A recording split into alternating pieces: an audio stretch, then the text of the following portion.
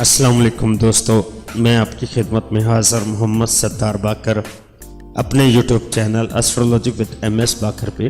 دوستو آج کا جو ویڈیو کا موضوع ہے وہ برج سنبلہ کے لیے مئی 2019 کیسا رہے گا۔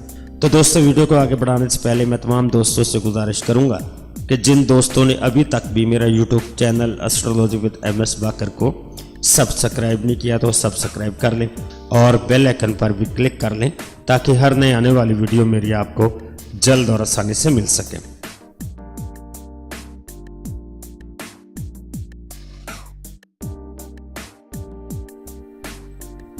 یکم تا 8 مئی ان ایام میں بہت نحس اہم نظر عطارد تربی ہے۔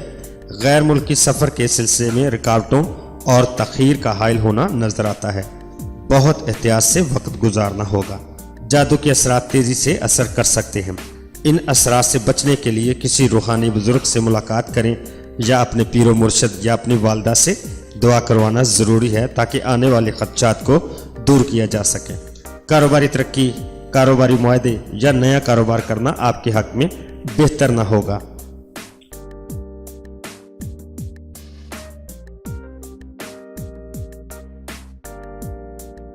9 تا 16 مئی سیارہ عطارد برج سنبلہ کا حاکم ہے، ہمیشہ سورج کے قریب رہتا ہے۔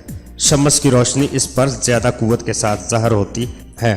اس ہفتے درجہ حسیس پر پہنچنے کی حالت میں اس سیارے کی تمام ساتیں قوتیں نیس یعنی منفی رخ اختیار کر لیتی ہیں۔ ان ایام میں پاگل پن یا جنون، ذہنی پریشانی، عزیز رشتہ داروں میں نفاق پیدا ہو سکتا ہے۔ آنتوں، جگر کے امراض، بزدلی، بے خوابی، بے چینی، ڈر، خوف بھی ہو سکتا ہے۔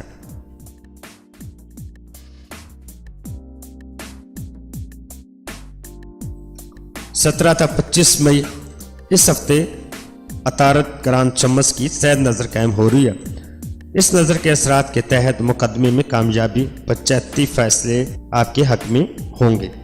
پیچیدہ امراض سے نجات، الیکٹرانکس کی اشیاء، زمین کی خریداری کر سکتے ہیں۔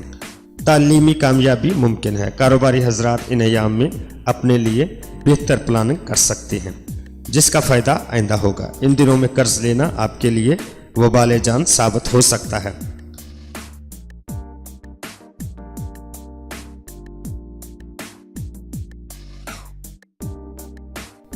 26 تا 31 مئی آپ اس ہفتے عطارد مشترکان کے زیر اثر ہیں۔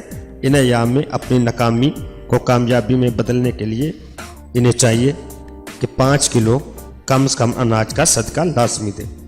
انعامی اسکیموں میں حصہ لینے والے خواہشمند افراد قسمت آزمائی نہ کریں۔ جو بات نرم رویے سے حل ہو جائے اسے سختی سے کرنے کا کوئی فائدہ نہیں۔ عمرہ اور زیارت کے خواہشمند حضرات کی اس ہفتے خواہش پوری ہو سکتی ہے۔ بحث و تکرار سے گریز کریں۔ تو دوستو اپنا بہت سارا خیال رکھیے گا، اپنے پیاروں کا بھی خیال رکھیے گا اور مجھے اپنی دعاؤں میں یاد رکھیے گا۔ اللہ حافظ، فی امان اللہ۔